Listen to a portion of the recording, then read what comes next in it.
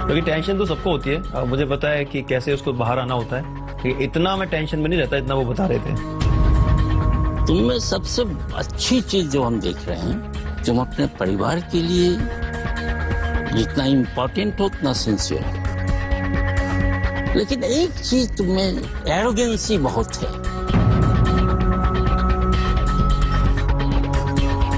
मुझे लगता है कि मैं एरोगेंट हूँ, बस मुझे लगता है कि मैं थोड़ा सेल्फ रिस्पेक्ट रखता हूँ, वो कभी कोई रिएक्शन में आ जाता है।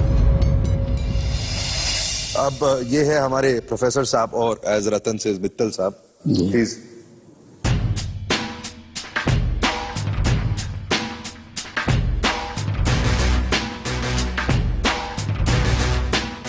आप क्या करते हो भाई? मैं पढ़ाता हूँ, मैं प्रोफेसर हूँ।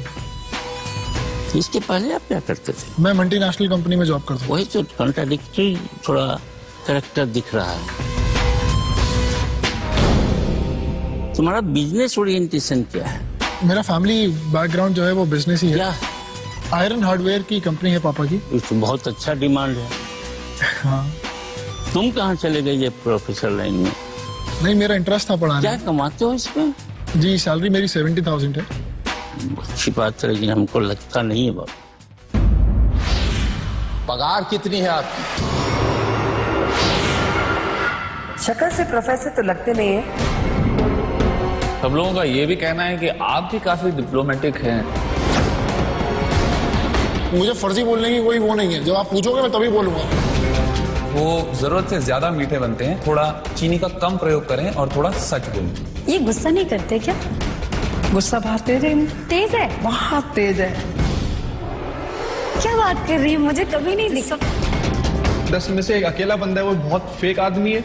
वो हमारे सामने कुछ और, रतन के सामने कुछ और रतन के सामने हम सबसे कुछ और बिहेव करता है। कि रेगुलर इनकम का इंडिकेशंस नहीं मिल रहा है।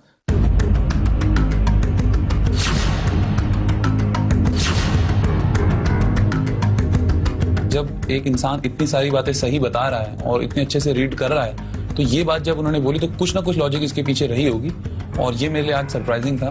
मैं जानना चाहूंगा कि उन्होंने ऐसा क्यों बोला।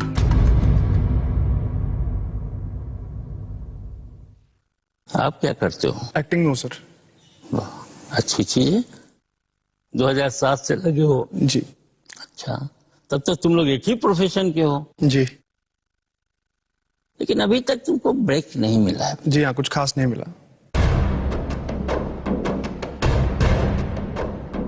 जी ले रहे हैं अच्छे से।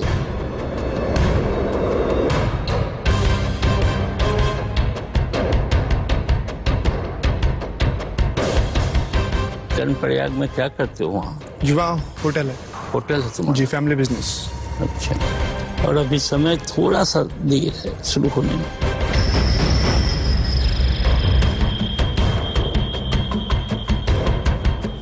लेकिन एक अच्छी चीज ये है कि आप आउट ऑफ द वे जाकर के काम में लग गए।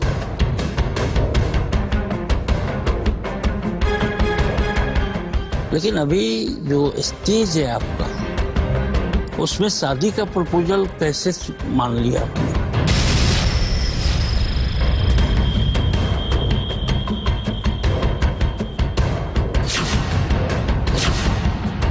ये इसमें सारी खूबी है, सब चीज को दिख रहा है, लेकिन ये फ्रस्ट्रेशन में है क्योंकि इसको प्रोजेक्शन नहीं मिला है।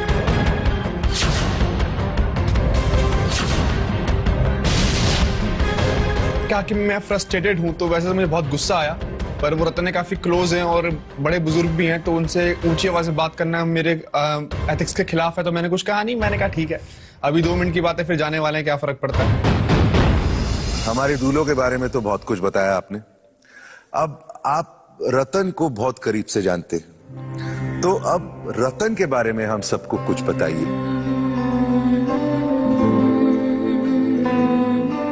इसमें बहुत अच्छी चीज है कि ये मेहनती है, सबमिसिबल है, हर एक परिस्थिति में अपने को ढाल देती है। लेकिन इसको छोटी छोटी चीजों में तुरंत गुस्सा आता है, लेकिन वो शांत हो जाता है, रियलाइजेशन है।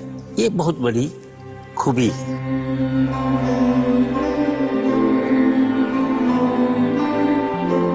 रतन के बारे में उन्होंने कहा कि वो इंस्टिंक्टिवली गुस्से वाली है, रिएक्ट करती है, पर बहुत जल्दी शांत भी हो जाती है। पर साथ ही साथ उन्होंने रतन की बहुत तारीफ करी कि रतन बहुत हार्ड वर्किंग और सिंसियर लड़की है। और जो उनकी रीडिंग थी रतन के बारे में, मेरी रीडिंग भी बिल्कुल यही है, तो मैं उनकी बात से काफी अग्री करता हूँ। इनमें से आपके हिसाब से सबसे अच्छा हस्बैंड कौन बन सकता है?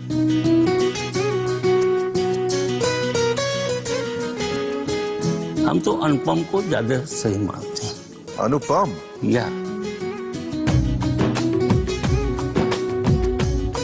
जब सिन्हा जी ने मेरे से बोला कि आप बेस्ट हस्बैंड हो गए among of all the guys here, तो मुझे बहुत खुशी हुई। चलो, पति बनने के लिए आए वो तो मैं बेस्ट रहूंगा ही, बाकी चीजों में ना हो पाया तो क्या हुआ।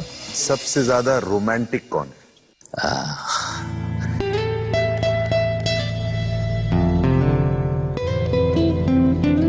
शुक्र की प्रधानता जिसमें देख लीजिए कि टुड्डी में गड्ढा जिसका स्ट्रांग हो, डिम्पल जितना बनता हो उतना ही रोमांटिक होगा। अनुपम को डिम्पल बहुत फास्ट है, इनके गाल में डिम्पल फास्ट है। रोहित? इनके भी गाल है, लेकिन थोड़ा सा बढ़ा हुआ, उसका अलग अलग रूप है, लेकिन रोमांटिक है। मैं इस बात पे अग्री करता हूँ, बिल्कुल मैं थोड़ा रोमांटिक हूँ, और कहीं ना कहीं मेरे और रतन की कंपैटिबिलिटी अच्छी रही है, इसीलिए मैं इस बात पे अग्री भी करता हूँ। सबसे अच्छा बाप कौन बनेगा?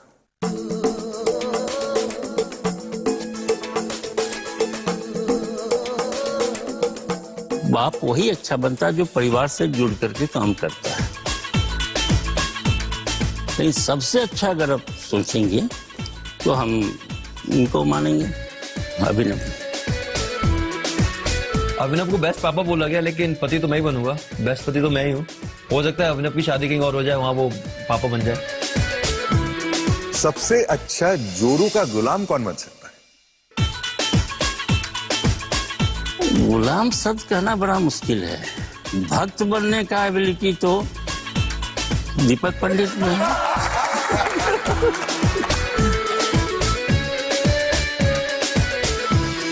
सिन्हा जी ने कहा कि दीपक सबसे अच्छा जोरू का गुलाम बनेगा। ये सुनकर सभी लड़के बहुत खुश हुए। हमने तो कहा चलो आफत टली। इस तरह का टाइटल मुझे नहीं लगता कोई भी लड़का ग्लैडली एक्सेप्ट करेगा। दीपक के बारे में जो भी बोला सच बोला। वो रोहित मित्तल का भक्त है, बीबी आएगी तो उसका भी भक्त बन जाएगा।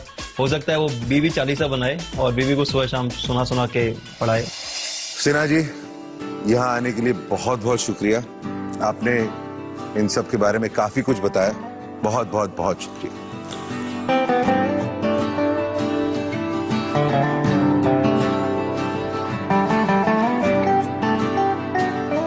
सिन्हा जी से जो हमारी आज बात हुई, मुझे ऐसा लगता है रतन अपने डिसीजन को जब लेंगी तो उन बातों का ध्यान रखेंगी, पर ब्लाइंडली फॉलो नहीं करेंगी। जब आज फेस रीडर आए थे तो मैंने पहले ही सोच लिया था मन में कि मैं चीजों को मानता नहीं हूँ, मुझे फर्क भी नहीं पड़ता कौन क्या कहने वाला है।